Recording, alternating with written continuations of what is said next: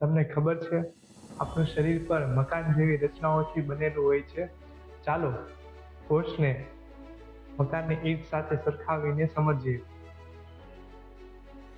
મકાન બનાવવા જેમ ઈંટની જરૂર પડે તેમ શરીર બનાવવા માટે સેલની જરૂર પડે.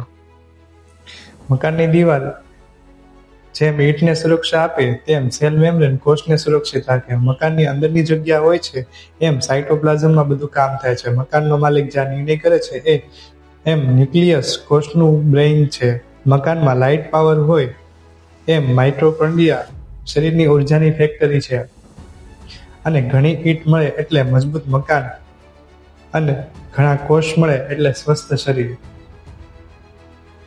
આવી સરળ ભાષામાં બાયોલોજી સમજવી ગમતી હોય તો લાઈક કરો, શેર કરો. ચાલો સેલની રચના જોઈએ ફરીથી. હ્યુમન સેલ, એમાં સૌ પ્રથમ તો ન્યુક્લિયસ જોઈએ કે જે મગજ છે. ત્યારબાદ છે પ્લાઝમા મેમ્બ્રેન જે દિવાલ જેવું કામ કરે છે. ત્યારબાદ સાયટોપ્લાઝમ છે.